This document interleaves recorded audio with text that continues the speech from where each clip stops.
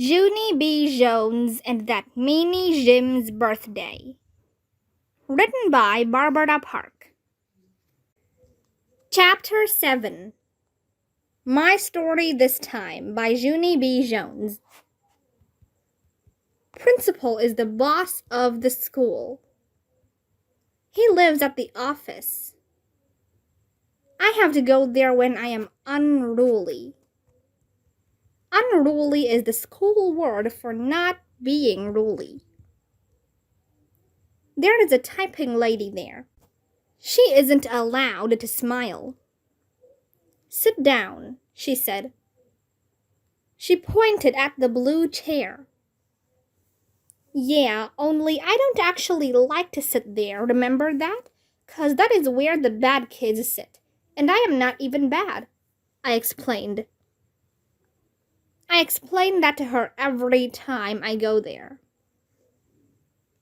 The typing lady leaned over the counter at me. She made her face look scary at me. Sit down, she said. I sat down. Then I pulled my frog jumper over my face, so nobody could see me. Pull your skirt back down, said the typing lady. Yeah, only I'm actually allowed to do this, 'cause I have on tights, I said. See them? They are green with little tadpoles on them. Just then I heard Principal's voice. Well, well, Junie B. Jones. What a surprise, he said. My mouth dropped all the way open. Hey! I hollered from under my dress. How did you know it's me under here? 'Cause you can't even see my face. Lucky guess, said Principal. After that, I uncovered my head, and me and him went in his office. I climbed up in the big wood chair. Principal looked very tired-ish. He rubbed the sides of his bally head. Okay, let's hear it. What's your story this time? He said. I sat up straight and tall. My Story This Time by Junie B. Jones. Once upon a time, I didn't get invited to a meanie boy's birthday. And I am the only one in all of room 9 who isn't going. And so that's how come I was moving today. Only Mother brought me to school very stiff. And then I was a buzzing bee. Only crybaby William is a squealer. And Lucille won't be a good twin. And so then Mrs. yelled at me. And that's how come I had to twist that Jim's head. And now I am sitting here in this big wood chair. I folded my hands on my lap. The end. Principal put his head down on his desk. I peeked at him. Are you laying low? I whispered. He sat up again. Then he called my mother on the telephone. Those two talk very often. This time, they talked about the birthday party and how I'm not invited. After he hanged up, Principal looked nicer at me. I guess sometimes we grown-ups think we're the only ones with problems, he said. We forget that even when you're little, life can be tough. Can't it, Junie B. Jones? Yes, I said. Life can get your goat. After that, me and him went out of his office, and he lifted me into the blue chair again. I want you to wait here a minute, he said. There's someone I have to talk to before I can get this settled. Yeah, only guess what? I don't actually want to sit in this chair, I explained. On account of this is where the bad kids sit, and I'm not even bad. Principal thought and thought. Then he snapped his fingers. I think I might have the perfect solution, he said. He went in his office and brought out a giant shopping bag. What if we hide you under here? He asked. If we hide you under this bag, no one will be able to see you at all. I jumped up and down, very excited, 'cause hiding is my favorite thing in the whole world, that's why. Principal sat me down in the chair. He put that giant shopping bag over my head. Hey, who turned out the lights? I said. Then I laughed and laughed, 'cause that is called comedy, of course. I bended my knees and pulled them under the bag. I hugged them real tight. Now all you can see is the tippy toes of my shoes, I said, very happy. This is the perfectest solution I ever saw. And so how did you even think of this wonderful thing? I asked. Only Principal didn't even answer me back. 'Cause he probably went back to his office already. After that, I hid and hid inside my bag. I hid a real long time. It was a jillion years, I think. Guess what? This is taking longer than a minute, I said from inside there. The typing lady didn't answer me. Yeah, only guess what else? My knees are very bended and squished in here, I said, and so this isn't good for my circulation, probably. Just then, my legs started squirming all around, 'cause I was getting ants in my pants, that's why. Hey, doesn't anybody have ears? Get me out of here right now, 'cause I am at the end of my rope in this thing. Plus also I am getting ants in my... All of a sudden, someone yanked the bag right off my head. It was the scary typing lady. Pants, I said very soft. She took me back into Principal's office. And guess what? That Jim wasn't there. He was sitting in the big wood chair. And the Principal was frowning at him. Junie B, our friend Jim here has something he wants to say to you. Don't you, Jim? Asked Principal. That meanie Jim didn't answer. He kept on looking at his feet. Principal tapped his fingers. We're waiting, Jim, he said. Then that Jim did a huffy breath, and he said the words, I'm sorry. Principal raised up his eyebrows.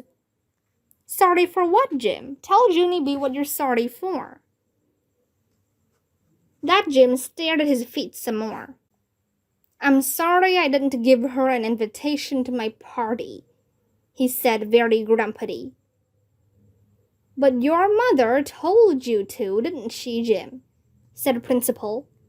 Your mother told you to give an invitation to every single person in your class, but you got mad at Junie B and you decided not to give her one.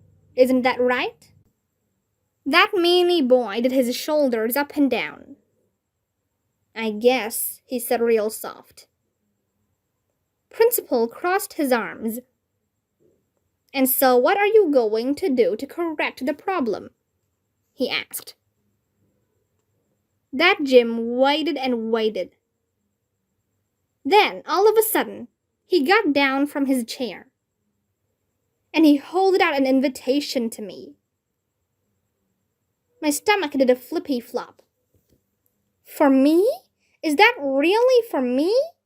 I said, very squealing. Then I snatched that thing right out of his hand, and I zoomed all around the room. Oh boy, I said. It's really for me. It's really for me. And so now I'm not the only one. I zoomed all around the big wood chair. Principal looked nervous of me. He hurried up and opened his door. Then I zoomed right out of there. And I didn't stop till I got to room 9. Chapter 8. Ruining my Saturday. On Saturday, Mother woke me up from sleeping. "We have to go to the store and buy Jim a present," she said. I did a sleepy yawn.